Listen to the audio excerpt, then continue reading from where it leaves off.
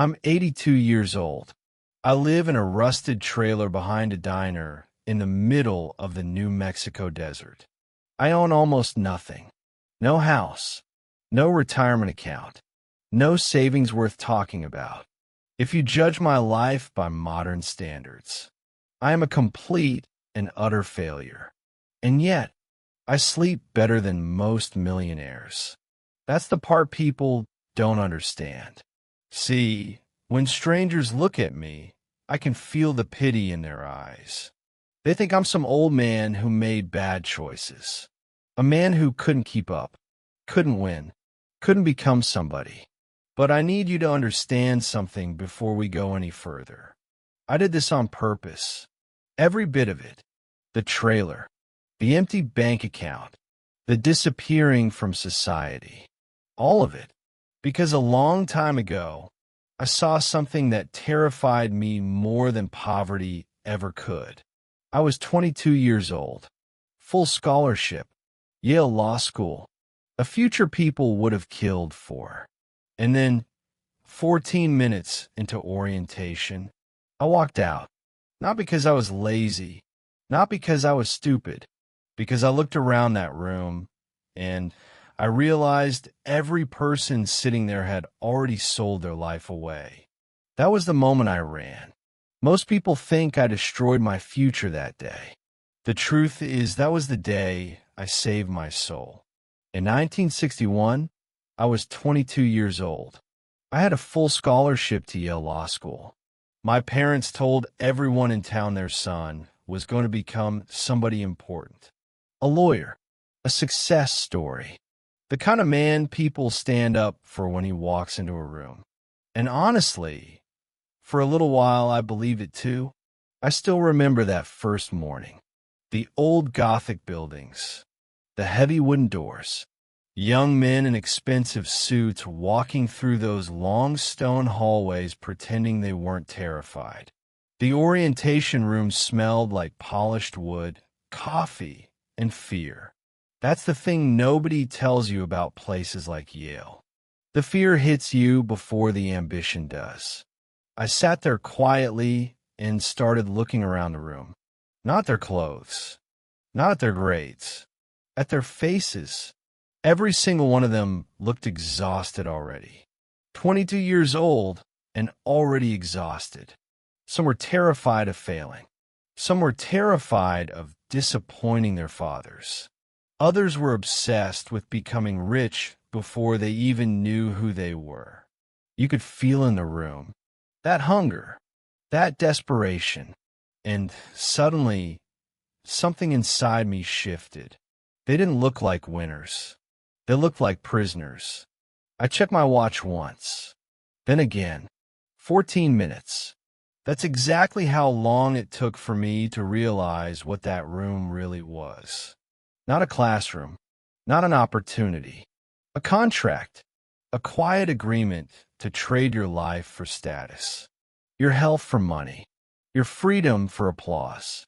The air started feeling heavy after that.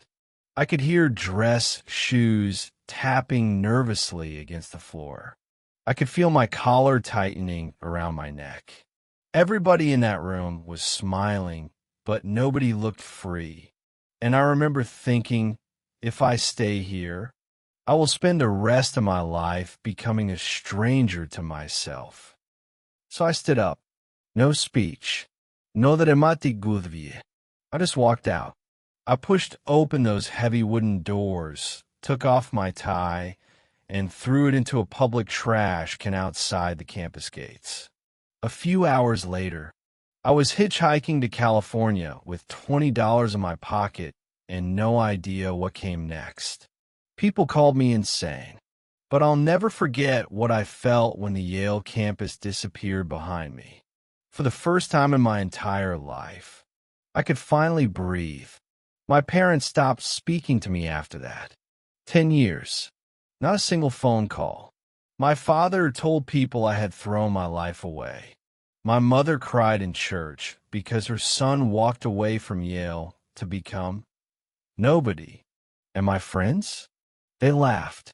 Some call me lazy. Others said I was scared of hard work. One of them told me I'd regret it for the rest of my life. For a while, I almost believed them. There were nights I sat alone in cheap motel rooms, staring at stained ceilings, wondering if maybe I'd made the biggest mistake a man could make.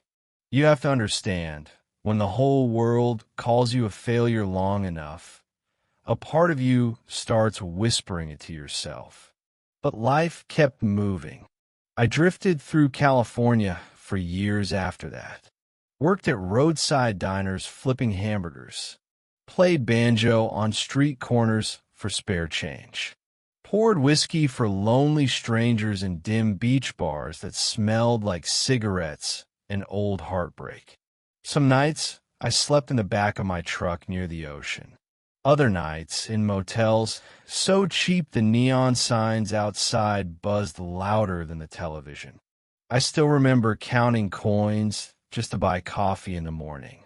And yet, something strange was happening to me during those years. I was poor, embarrassingly poor sometimes, but I wasn't miserable. Monday mornings didn't fill me with dread.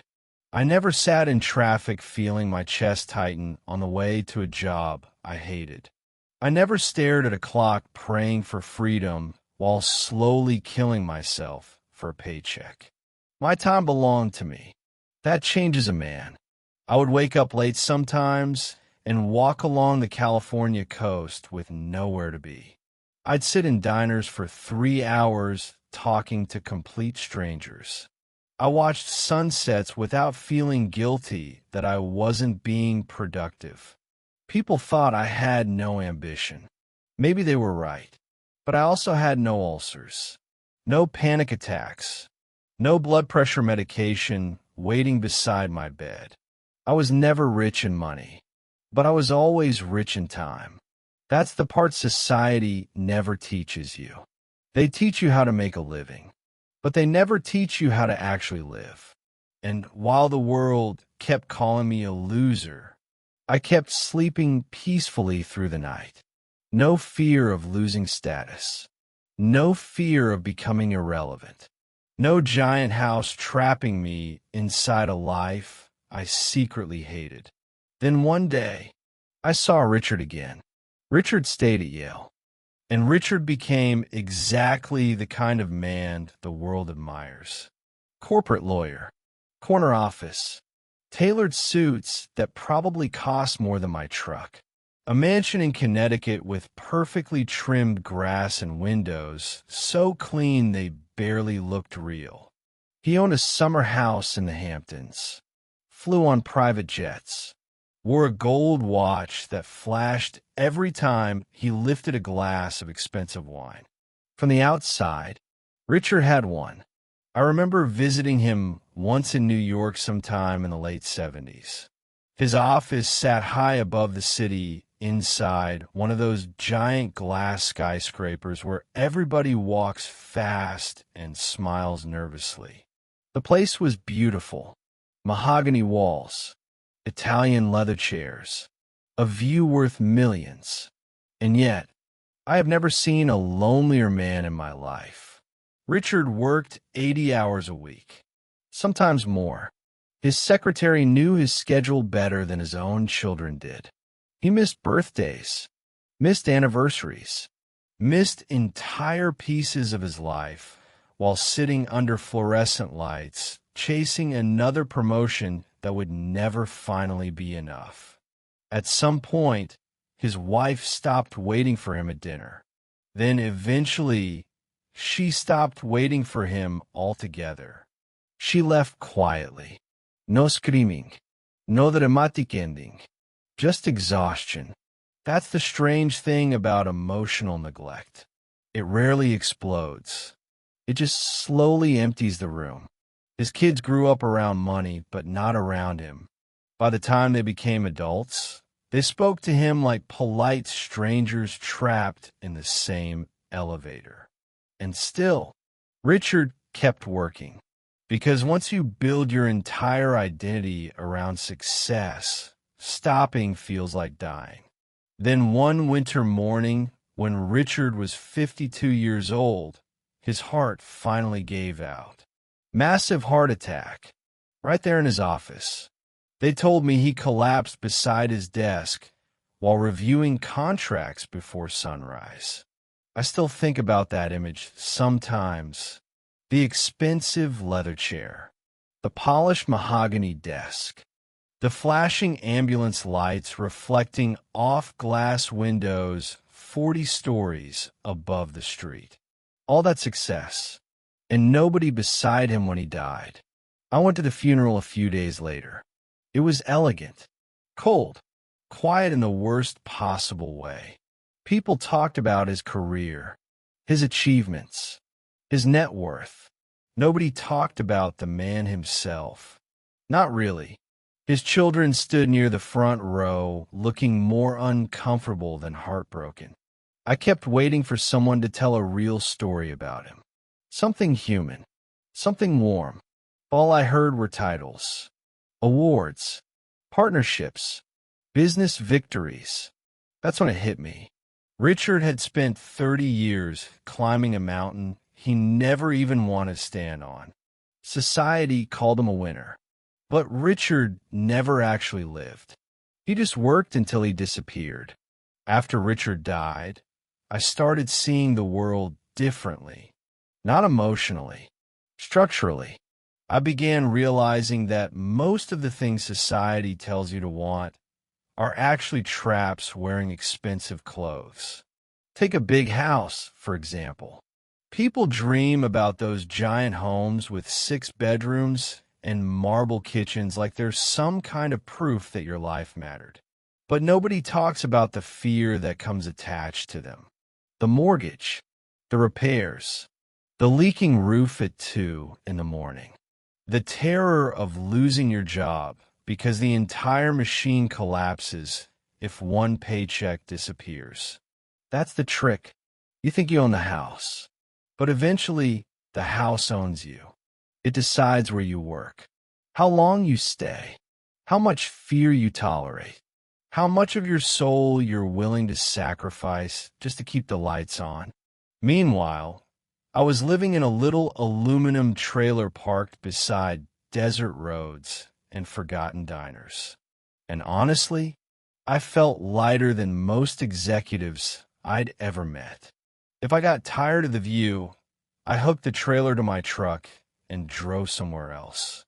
Arizona, Nevada, small roads where nobody cared who you used to be. That's the strange thing about living with less. The less you own, the less life can threaten you with. I had fewer possessions, but I also had fewer fears. Then somewhere along the way, the world became even stranger. People stopped simply living life. They started performing it. Now everybody carries a little machine in their pocket, constantly reminding them that somebody else is richer, younger, prettier, more successful, more optimized. You wake up and immediately start losing a competition nobody even agreed to play. These young people online talk about maximizing productivity like they're trying to turn themselves into factory equipment. Tracking sleep, tracking calories, tracking efficiency, building personal brands like human beings are products sitting on supermarket shelves. And I look at all of it and think, my God, you are a human being, not a production machine, not a spreadsheet, not a brand. A human life is supposed to be messy, slow sometimes, quiet sometimes, meaningless on certain afternoons. But modern life punishes stillness. Everybody's exhausted now, running all the time, scrolling all the time, optimizing all the time. And the saddest part, most people don't even know what they're running toward anymore. They just know how to keep running. That's when something finally became clear to me. For most of my life, I thought wealth meant accumulation. More money, more status, more ownership. But somewhere between the silence of the desert and the death of my old friend, I finally understood what real wealth actually was. That's when I finally understood something most people never figure out until it's far too late. Real wealth has nothing to do with money. Real wealth is waking up on a Monday morning and not feeling dread crawl into your chest. It's being able to breathe normally on Sunday night. It's not lying awake at 2 in the morning terrified about meetings, deadlines, layoffs, or performance reviews. Real wealth is not having to betray your own spirit just to survive. It's freedom, not the loud, kind people post about online. Quiet freedom, the kind where your time still belongs to you. And once I understood that, my entire life began to feel different.